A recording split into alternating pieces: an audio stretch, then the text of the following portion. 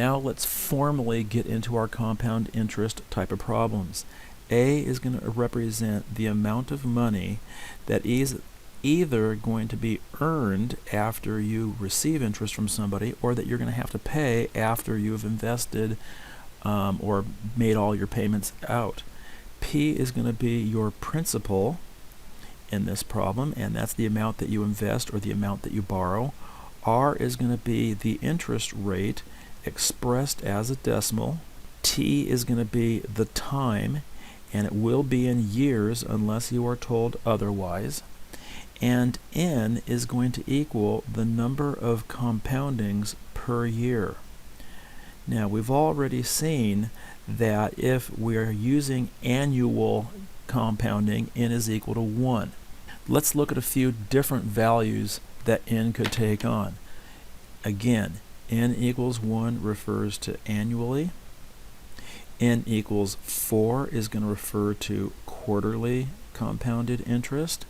If you have N is equal to 12, that'll be interest that is compounded monthly. If you have N is equal to 52, that would be weekly.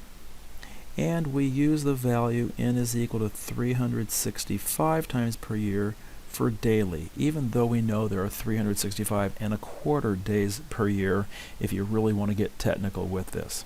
Now, let's take one problem and see how the interest rate differs if we compound in different ways. We're investing $1,000 at 1.2% for 10 years. If we are compounding quarterly, we're going to have the amount of money is 1,000 invested times 1 plus 0.012 divided by, in this case, 4, all raised to the 4 times 10th power. So I know I'm writing this in different colors, but I want to emphasize that we're dealing with 4 because it's quarterly. Now on your calculator, this is how I would type this in. I would type in 1,000, hit my multiplication key, I would open parentheses, type in the 1 plus 0.012 divide by 4, close parentheses for that argument, hit my button that allows me to raise it to a power, open another parentheses, go 4 times 10, close parentheses. Now when you close parentheses, you're going to see 40 on your screen. You actually need to hit the equal sign to finish off the order of operations. And you will find out that this should come out to $1,127.29. Please take a moment to verify that you get that value on your calculator. Now, when we switch to monthly, the only value that's going to be changing in our calculation is that red value that I had typed in for the month. We no longer will have a 4 down below, but we will have a 12 down below, and we will raise this to the 12 times 10 power. So you can just change the calculation steps I had put in above and change those two 4s into 12s. This time you should get $1,127.43. Now you go, okay, big whoop, compounding quarterly, monthly, there's a difference of 14 cents over a total of 10 years. Well, that might not make much of a difference to you, but if you're a bank and you've got a lot of loans and it's for a larger amount, this really does make a big deal. For daily, we're going to have the amount of money will be 1,000 times 1 plus 0.012 divided by 365 this time. So let me get the rest of this written out here. All to the 365 times 10th power. The total amount accumulated will be $1,127.49, yet an increase because we're compounding more frequently.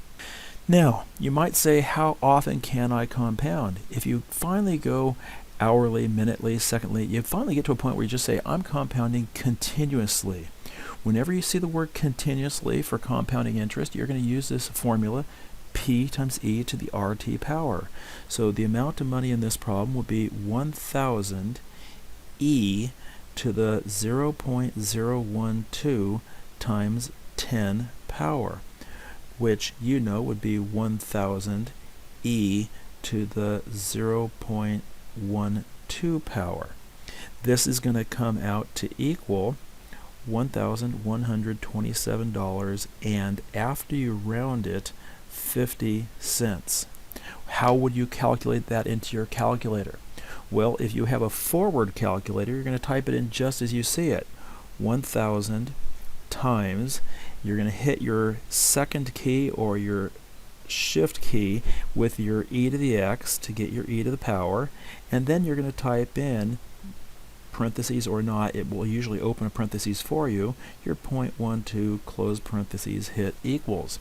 But if you've got a backwards calculator like I do, you've got to type in $1,000 times, and then you've got to enter the power first. So 0.12, then hit your second shift key and your e to the x button, and then your equal sign to get that value coming out. So if you've got a calculator that works kind of in a backwards order, please pay close attention and check this on your own.